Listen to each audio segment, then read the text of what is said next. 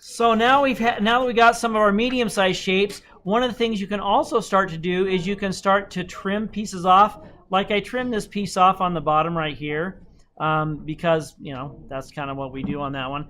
And so here's the thing that I noticed in looking at like the cab part, I guess, is it's not straight up and down, go figure, but it kind of goes off at an angle like that, right? So we have this off at an angle, and we have this one off at an angle.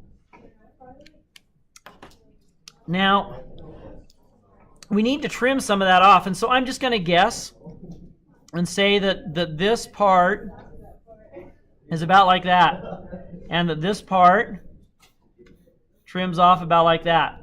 And you can take your pencils and stuff like this, and you can put them in and set them on top of each other and see if the lines are parallel to each other, the pen and then the pencil.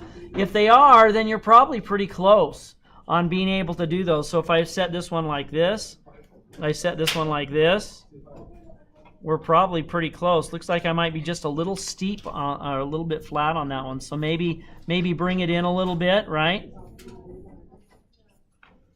And so then this part over here, this is extra. If I've drawn lightly, I should be able to erase those parts out. Now that's part of when we start getting past our medium shapes into small shapes, you also start making some alterations on your drawing. And for example, on that one. So we've trimmed off part of the cab. The other thing that I've noticed is it's not straight, it's kind of arced. And so if I make this more into a gentle arc, like that, that's going to be a little bit better. Now, it was easier to make that gentle arc once I had the initial line drawn. Since I had that guideline there, it was much easier to make that a gentle arc with that. Now, another thing that we need to do, let's see, other places that we can make some trims and some things. We can make some trims maybe right over here. This looks like a good thing, right? Is taking and chopping this piece off here like that. Now here's the deal. If we take this distance from the top right here to the bottom, this distance right here, and we divide it in half, that's about where we need to make that cut. Okay, so this distance divided in half.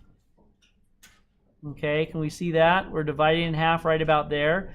That's where that line goes, and it's almost at a 45-degree angle. So if I take this distance on my paper here and I divide it in half and have that as the middle point, and I make a line that's about a 45 like that, that's pretty close. And then I can take and I can make my comparisons again and see if I'm there. Okay, same thing on the other side. I go over here and I come halfway down and I make about a 45-degree angle. That's probably pretty good. And then I'm going to erase this extra. Remember, this is extra, so I can get rid of it. And if you've drawn lightly, it's easy to erase. If you've drawn really hard, then it's very difficult to erase. Now, one of these things here, this one part here, while we're still thinking about it, let's go ahead and make some alterations here. This has kind of an S curve, which means it kind of sticks up a little bit here, drops down below, and then comes out. So kind of like a squiggly line, an S curve, with a big mound here like that, and a little shooty outy part like that. This one also has the same sort of a thing, has a little bit of a mound like that, right? But then it drops down underneath and kind of sticks out a little bit. And that's how we make the slight curve that is in the upper part of this fender with that. We're looking at it here, there's a little bit of a curve and a part that sticks out. So we create that little bit of a curve. Since we have that guideline, it makes it much easier to make that curve. That's the advantage of having a building block technique or a building block approach on this one, is we establish those preliminary guidelines, and so it has a little bit of a curve to it. Okay, now this part here comes down a little bit. It comes down about like that. It's actually going to come down to about there.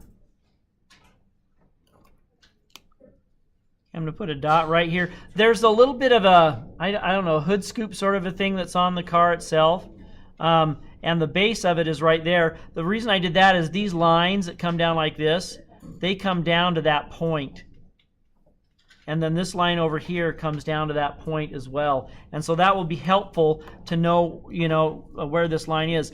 And so when I'm looking at it, this distance to this distance to this distance, it's a little higher than half. So if I went here and said, well, this is my halfway point on my paper is right here, and it's a little higher than half, I'm just going to guess and say it's about right there. Okay, so that's where this hood scoop thing is, right here. But more importantly for us right now, this part right here dips down, the top of the fender dips down, going towards that line, like that. And then there's a little part that sticks out here. I covered mine up, but there's a little part that goes parallel with the side of the cab part, and a little part that goes parallel with the side of the cab part here. It's pretty close to it, but that's the body of the car does that. The other thing that you'll notice, I'll put this in. Remember how this was arced up at the top? This is also arced down here at the bottom on the windscreen. That's my English for you, windscreen. If you're an American, you call it a windshield. But this has a slight arc to it as well. Okay, so by way of review, now, but look at it, look at it. It's starting to look like an actual car on that one. We've just by taking those simple things and doing some division, blocking in some shapes, all of a sudden the top of the car is starting to look like a car. The top of the fenders is starting to look like the fenders of the vehicle.